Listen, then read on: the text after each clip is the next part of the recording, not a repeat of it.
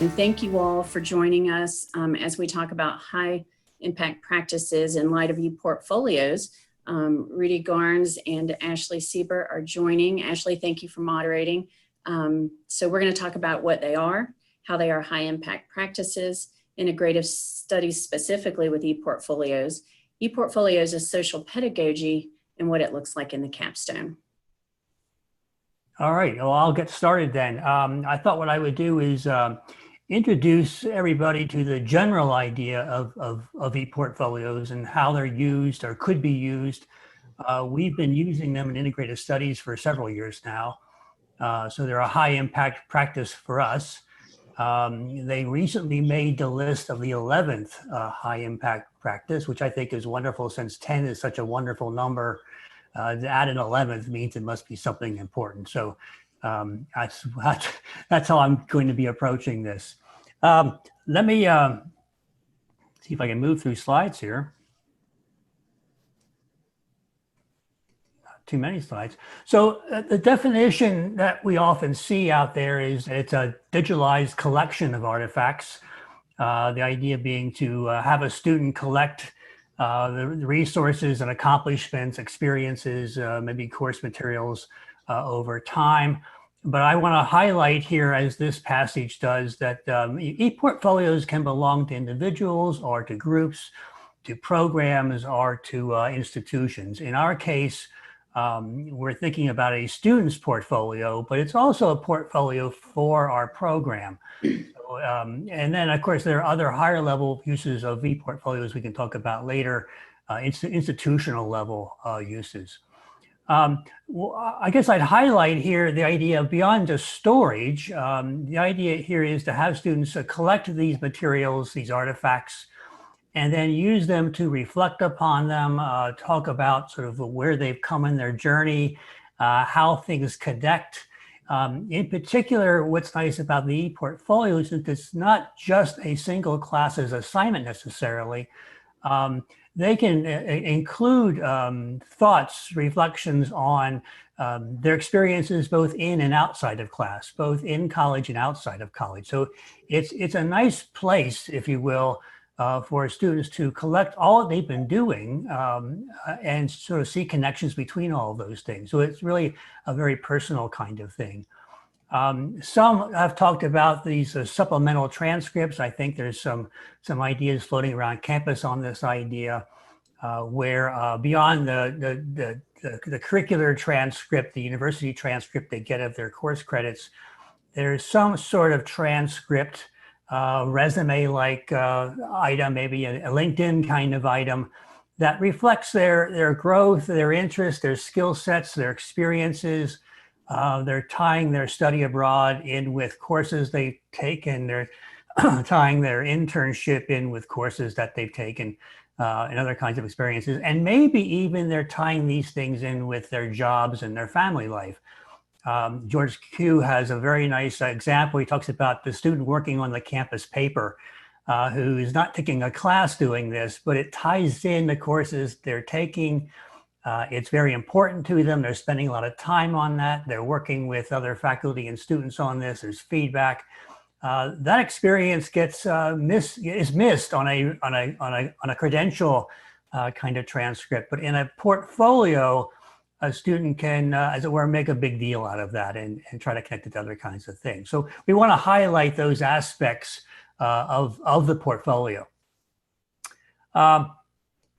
So why are these high impact practices? As I said, it's now the 11th on the list. I'm sure there are more to come.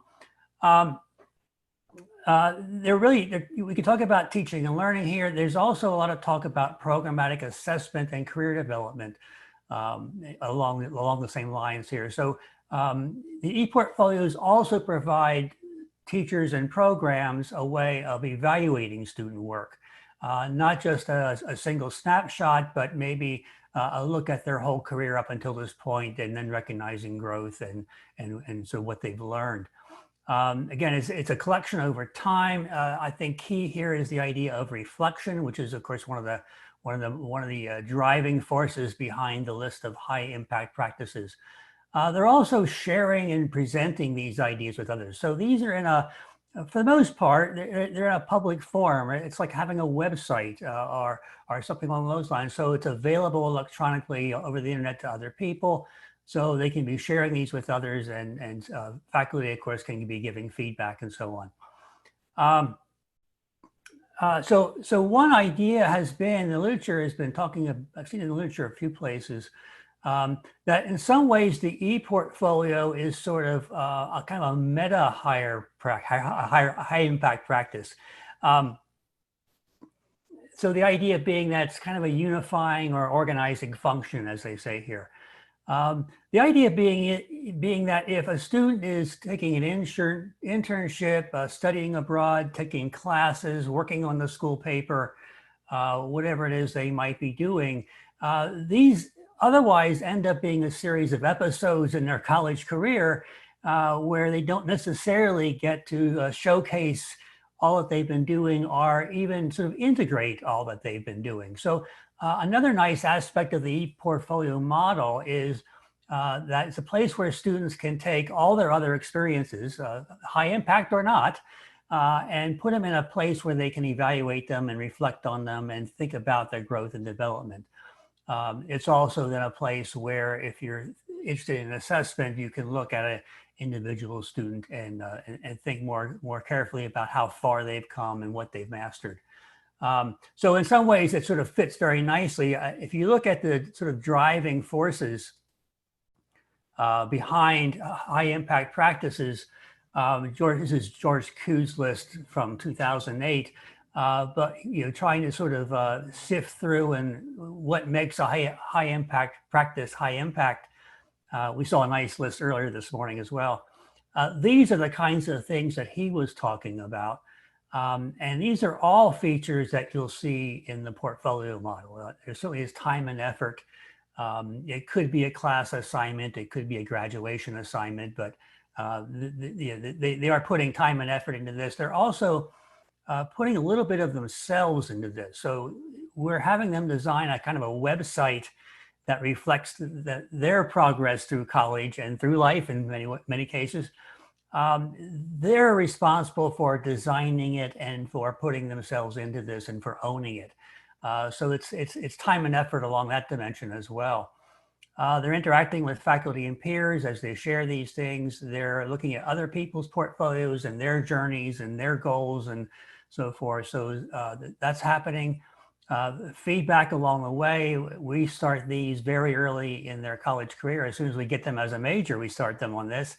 And so we can be giving feedback and highlighting what they're doing and making recommendations along the way.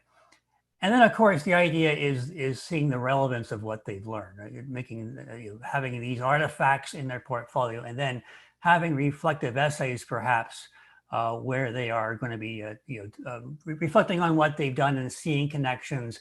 And for many students, it's a matter of applying it to real world experiences. So maybe their jobs, maybe their hobbies, maybe their volunteer efforts, maybe their service efforts, all get placed side by side with their experience in the classroom.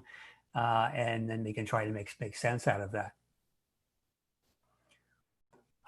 In integrative studies, many of you probably know a little bit about us. We have 3 programs: associates, bachelor's, and master's. They're very similar in structure, and in terms of our goals, they're very similar. We look at communication skills, integrative thinking, critical thinking, information literacy across all those programs. And we use a portfolio across all those programs as well. So there's less required for the associate's degree and more required for the master's degree, obviously. But our worry was always that our touch points for our students really ends up being the intro class and the capstone course, because in the case of the bachelor's student, they're taking 3 or 4 different areas of focus or minors. We don't have control over what they're learning in those classes. They're all good programs, and for the most part, good classes. But our only touch points are the beginning and the end. So we wanted a way to provide a kind of a continuity of purpose. We wanted to sort of see that they feel as though they're in a program that in some ways integrative studies is more than just the sum of the parts. And so the portfolio lets us do that. The capstone projects let us do that as well. where they can collect and reflect on all these experiences in the classroom and out. We do have required class assignments. These grow as they go through the program. So the intro class has a few more in the capstone course, and then similar things at a higher level in the master's program. So there are required assignments that are happening in the capstone or the intro class. We ask them to submit at least 2 artifacts from other classes with reflection on those and how they fit in with their program. And then we encourage them to submit some element of their experience in college or even outside of college that's relevant to what they're studying. So it could be a study abroad or an internship or service learning. We build these on Google Sites. There are plenty of other programs out there, but Google's a very friendly site that lets students be creative within boundaries. I mean, they have a kind of a palette of things they can do, but Google is a very nice platform as well as others. Rhonda, I'll turn it over to you. All right. So I wanted to talk about ePortfolios as social pedagogy. It's clear that ePortfolios benefit learners and they foster integrative learning, but experiences across the curriculum have shown that it's possible to use them as social pedagogy. In the Catalyst for Learning document that we have on our resource page, Bass describes the term social pedagogies to mean design approaches for teaching and learning that engage students in authentic tasks that are communication intensive, where the representation of knowledge for an authentic audience is absolutely central to the construction of knowledge in a course. And I wanted to read that word for word because it's really important, this idea of what it means to be an authentic audience. We have traditionally viewed ePortfolios, and I mean the collective we, as solitary and private. The reflective nature of an ePortfolio lends itself to be a solitary experience, especially for online students. But even instructor reviews are often focused less on dialogue or substantive exchange and more on sort of checking the box. Have all these tasks been completed? This is the way, although unconsciously, I had approached teaching with ePortfolios, just making sure they had those required components. We had those components that connected well with programmatic learning objectives, and it seemed like a good way to assess learning while leaving students with an end product to share. In terms of audience, I focused on audience and rhetorical awareness, but there was more that could be done. Bass says that the audience for a portfolio for many learners may be distant and unclear, but they still hope that someone's going to look at this, so an employer or something like that, after they graduate. And I certainly took this into account and had students construct ePortfolios considering rhetorical choices for actual audiences that they might engage. So this could include current or potential employers, internship opportunities, a board of directors for a nonprofit, even specialized audiences like the Peace Corps. But I knew I could better advance this aspect to make it a true high impact practice. So to do that, this idea of social pedagogy came into play. And there are 3 interdependent ideas here: constructing understanding, communicating that understanding, and engaging authentic audiences. Next slide. So for the capstone, well, let's talk about first, in terms of engaging social pedagogy itself, there are some results that are really, we're geared at, right? Interactive or iterative cycles of engagement. And we do, I think, a really good job of this in integrative studies because students are engaging this portfolio in 3 different courses on 3 different levels. It results in building a sense of intellectual community.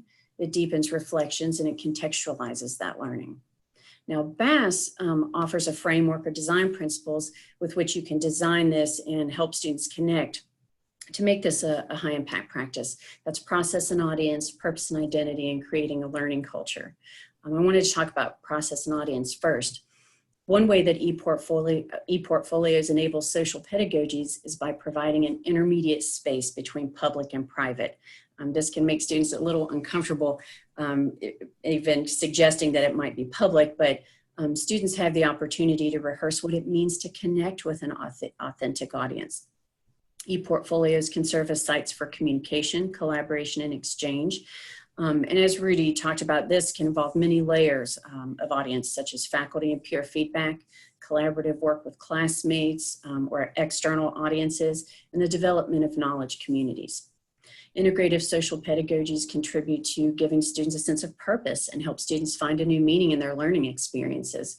I often find that students have the most difficulty with reflecting on what their educational experience has meant and how that ties into integrative studies. Social pedagogies can help students learn to be in a discipline or a professional area. And this connects to this idea of epistemic communities, which we cover a lot in our courses. And of course, ePortfolios create that learning culture that integrates multiple learning goals and outcomes, but they also have the potential to create a social ethos in the program. Integrative studies is grounded in complex problem solving, so it lends itself very well to this. Next slide. So I wanted to share an example, and I think I might have to screen share now, right, Rudy? If you can. Let's see. No, if not, I can't. Can you just click on that link? Yep, I'm doing it right now. Okay, awesome. Can you see things? Yeah.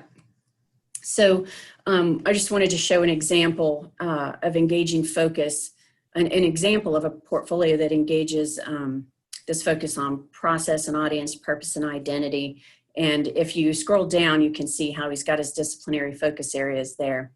Les gave us permission to use this, and it's absolutely a stunning portfolio, but he makes visible the development of purpose and identity over time with his choice of artifacts. So if you go over to About Me, the About Me tab, you can see that the types of things he chooses, and you can go down just a little there. And if you have time, you can always go in and look at these types of things. It's very unique in his audience engagement. He makes his process visible also through his capstone research and the engagement of his disciplinary focus areas. And then he engages in an authentic audience because it's very tailored to making, with this social ethos idea. And in his case, he was trying to reach a board of directors for a nonprofit organization that he was working for, but he was trying to get them to do some further work in El Salvador in particular. So if you have a chance, this is a fantastic example of social pedagogy in practice. And it's just a wonderful way to use ePortfolios. And this one just happens to be really well done. You can go to the next slide. So while we're singing the praises of ePortfolios, it's certainly not without its challenges. So you mentioned challenges. Yeah, it sounds great in theory, and it is great in practice, but it does have challenges. So I'll just mention a couple based on my own experience with students at all three levels. One of those is encouraging students to submit artifacts between our required courses. So we often see students who have stepped out for quite some time, or they've changed majors, they've lost, technology has changed over time, which has been interesting to try to deal with those challenges, right? Like all my stuff was on this old hard drive. I mean, it's been really strange. So students have all kinds of challenges with this idea of artifact. Some students say they don't keep any of their previous college work, which is strange, but that's a reality. And then just the fact that it takes, introducing the idea, developing it, and designing it, it takes time. And something that that I'm sure we've all seen in class with any kind of technologically based assignment, a lot of students feel they need advanced skills to do this sort of thing. And they really don't, but it does take time. So if you're doing an online course or a 7-week course, this can get really hairy. You can talk about assessment if you want. Try out assessment here. Assessment is hard anyway. Yeah. I think we heard this morning, I was happy to hear her talk a little bit about this, how we're sort of accustomed to the quantitative model and the assignment model of assessing our work, our students' work, and our program's work. And there's something there, of course, but I think what we see in the portfolio is a more holistic approach to assessing a student's progress and seeing their achievements and seeing what they can do when they reflect on those achievements. It's harder to quantify this, and so we've struggled a little bit in the program to try and do that. We generally have grades for assignments that go into the portfolio, and then we look at the overall portfolio of the student at the end, and we try to place them in this is excellent or satisfactory or less than satisfactory, and at least try to get a sense of where our students are when they graduate along those lines. And then where we find problems, we try to drill down and figure out, well, what's not working out. If we have too many unsatisfactory portfolios, the challenge is to say, well, we need to drill down and figure out where we can add something or change something to make that better. So there are plenty of challenges and all new ideas. This would be due for many people, but we obviously think there's some real potential here as NKU is moving into thinking harder and better and more about the high impact practices. So do we have time for questions? I don't know. Yeah, we do. We still have a little bit of time if anyone has questions. I was going to open up my chat. Yeah, no questions have come in so far, but I'm here if they do. Okay. Well, I have a question for the audience. One of the things that Bass talks about in terms of ePortfolios is getting this sort of social energy in place. And I find that very difficult with online students. And I know that's already been mentioned in the Educator Summit today, but how do you engage students to get into this sort of, this is a social activity? It's just very difficult. Could I jump on Emily, that? go ahead. I love ePortfolios. I was introduced to the concept at some conference, I forget which one now, and I've done it 4 times in different classes. And I'm such a believer, but the students are just, they kind of just do it because they have to. And I wanted to know, what's the secret? I mean, because I'm sure in a culminating or, a capstone course, there's a likelihood for it to be more meaningful. The ones I was using were introduction classes, either English 100 or Intro to the Major. And I've talked about all the ways you can use this, for 4 years, for scholarship. I mean, I try to sell it and I just can't get them on board yet. So I know there's got to be a way. I know it's worth. I think that's true of lots of these things that we know have an impact, but it's another assignment to them. So as I think harder in our program about how we're going to do this, I really need to make it part of a culture. I needed to sort of introduce it very early on and keep going back to it. So I'm imagining a student who has an appointment with her advisor. They go to see Amanda about next semester. They've got to have their portfolio available. They've got to be able to show her their along with everything else that she might want to see from them. If we make it part of that interactive culture and we keep interacting with them, I think that will help. I don't think it's the overall solution. I'm really keen thinking about general education right now, not just in my program, but thinking about sort of what's missing in gen ed. And part of it is that reflective, cohesive, interactive piece. They take 30 some hours of individual intro courses and they leave thinking they've finished jumping hurdles. A portfolio in a program like that as a requirement, maybe a 0 credit hour requirement, would force them in a sense to reflect on what happened in gen ed. Not every class, just so what was important to you. And then again, if it's a degree requirement, they gotta turn something in. I'd have checkpoints along the way. Now's the time to share your portfolio with somebody. But I think it's got that kind of interconnective, cohesive building component that would work well in our curriculum in many places, not just in a course, but across entire programs. Yeah, and Emily, I'll just add real quick. I feel your pain because that's what I have dealt with as well. And I think this idea of authentic audience where they really have to engage and be accountable for that. I've seen that make a difference. And that's why I chose Les's portfolio as an example. Because when we took it to that next level of engagement with audience, it just came to life. So, and there's some great literature on that. Yeah. And I'll just add, there has been talk about the other kind of portfolio, right? The resume based. I also try to hammer into my students, it's resumes, not transcripts that matter in the end. and you're working on that in your portfolio. But I think as the university is talking more about the alternative transcript, right? Maybe it's badges or whatever you want to call them. I think if that becomes part of the culture, then they'll need a place to put them.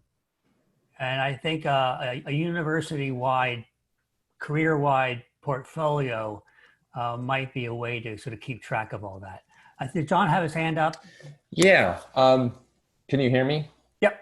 Okay. Go ahead. Yeah, I'm really interested in this idea of alternative transcript. And Emily, I'm not surprised and Rhonda that there would be lots of challenges. This would be hard, especially in introductory courses. It's a little bit, I think, like asking a first-year student to write their memoir, that reflect back in your life. And Right.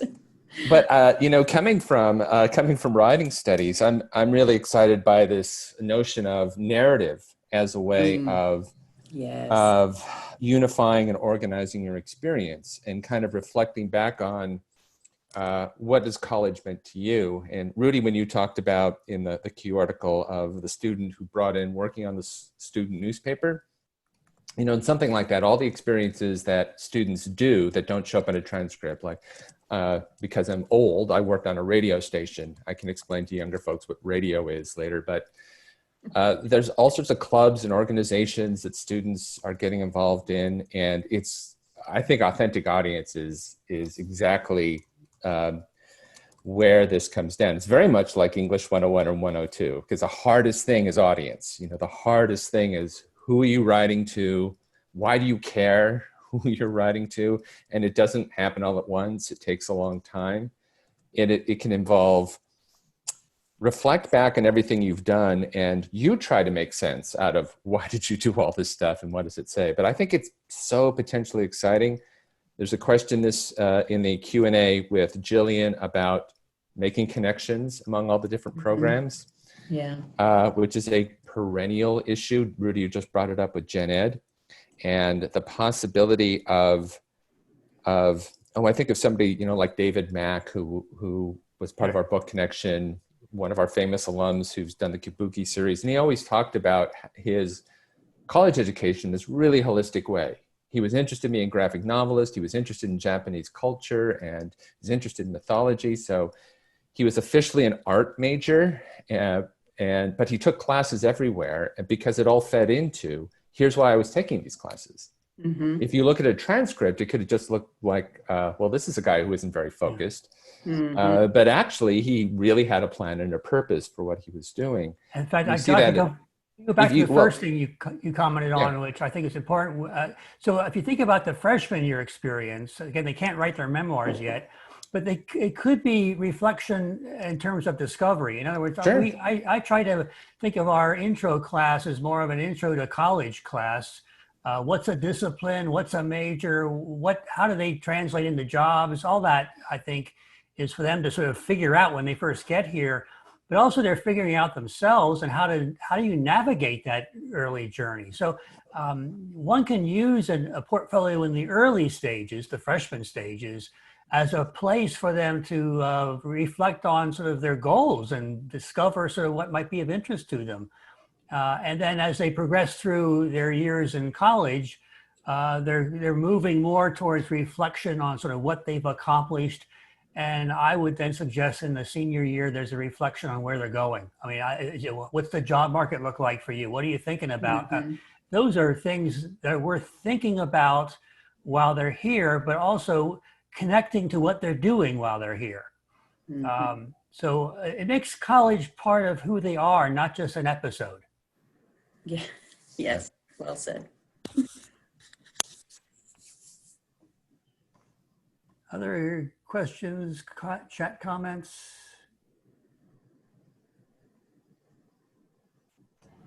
I have a quick question. This is Tracy Songer. Yeah, Tracy. Hey, everyone.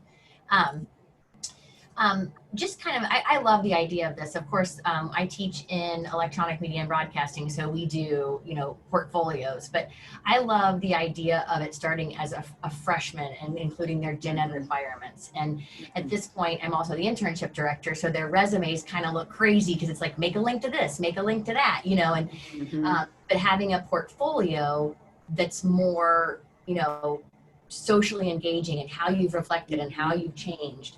I think Mhm. employers, speaking from industry experience, would love something like this. But it seems like we need to have like a university effort like that. So like freshman year, you're taught the, you know, Mhm. platform and the build and the reason. Yeah. And how do we get tie-in with everybody to be able to Yeah, well, that's a big and good question. I mean, I guess the way you start small, right? You start. We have a program doing it. You guys are doing a little bit of this. I know Languages does some. It's not a foreign. I saw Kevin Menti was in the group. I don't know if he's still with us, but I think about artists and the theater and dance and portfolio is a very natural concept for them, right? They're going to leave with a portfolio of their best work. So these aren't necessarily foreign concepts to lots of people. I think we start small with some programs. I'd love to see Gen Ed incorporate this. It wouldn't be too hard to do there. And then slowly gravitate towards a larger effort. But I agree. I think the more you make it part of the institutional culture, I think the better footing it has. And I love the media, by the way. The other beauty of this today. So in the old days, in '91, when we were talking about this in Alaska, I think Anchorage, it was CD-ROMs. We're going to collect everything and put it on a CD-ROM. Boy, we've come a long way since I even before I see a CD-ROM. But the multimedia you can do now, right? And the connections to all kinds of things on the internet, it makes it a kind of a creative project for students as well. Mm-hmm. Thank you. Looking at anything else we need to address. So the resume idea for employers, I push that pretty hard in our program, certainly towards the end.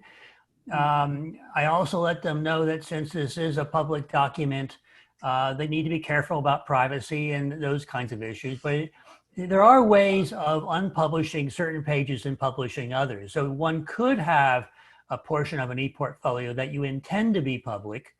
It really is something that you'll share with potential employers or colleagues or whoever. And there may be a portion that is just shared with a select few, maybe your instructor or some colleagues in the group or whatever. So I think we need to be thinking about that. What moves forward, what stays behind, who gets to see what, privacy. These are all important issues. Mm-hmm. Well, we're at time, so We're at time. yeah. So thank you all.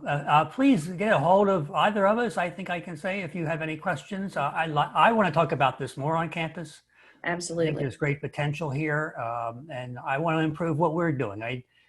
Looking at taxonomies, we're not in the highest of high impacts yet. We're approaching high impact, which is good. But I want to see us improve too. So I'm happy to have some conversations. Yes, thank everyone.